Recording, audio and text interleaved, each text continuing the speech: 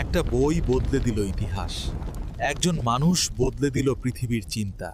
তার নাম ইবনে খালদুন। উত্তর আফ্রিকার তিউনিস শহরে একটা শিশু জন্ম নিল। সে প্রশ্ন নিয়ে জন্মেছিল।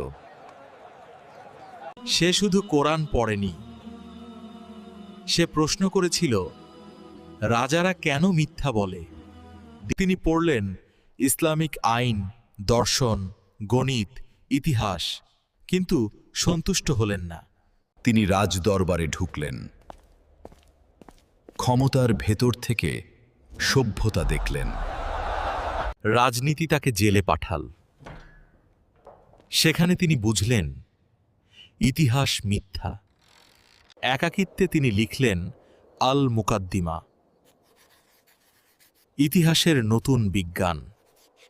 এই বই শুধু ইতিহাস না, এটা সমাজ, অর্থনীতি, রাজনীতি, মনোবিজ্ঞান, সভ্যতার নিয়ম। তিনি বললেন ঐক্য সভ্যতার প্রাণ। কষ্ট, ঐক্য, শক্তি, সভ্যতা, এই সূত্রেই সাম্রাজ্য জন্মায়। বিলাস, অহংকার, অন্যায়, পতন, এই সূত্রেই সাম্রাজ্য মরে। তিনি প্রথম বললেন শ্রমই আসল সম্পদ। কর বাড়ালে সভ্যতা ভাঙে।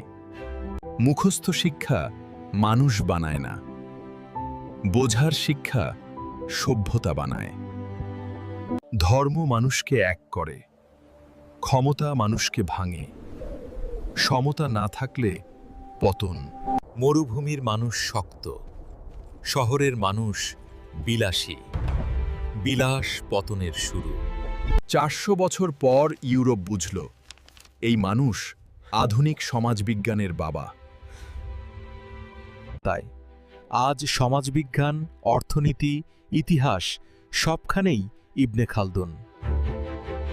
আল মুকাদ্দিমা শুধু ইতিহাসের বই না, এই বই শেখায় মানুষ, সমাজ, অর্থনীতি আর ক্ষমতা কিভাবে একসাথে সভ্যতা বানায়। এই বইতে তিনি দেখিয়েছেন কেন মানুষ দল বাঁধে, কেন রাজ্য গড়ে, কেন আবার নিজের হাতেই ভেঙে ফেলে। এই বই থেকেই জন্ম নিয়েছে আধুনিক সমাজবিজ্ঞান, অর্থনীতি আর ইতিহাসের বৈজ্ঞানিক চিন্তা। ইবনে খালদুন শুধু ইতিহাস লেখেননি, তিনি সমাজবিজ্ঞান, অর্থনীতি, রাষ্ট্রবিজ্ঞান, শিক্ষা এই 4টা বিষয়ের ভিত্তি তৈরি করেছিলেন।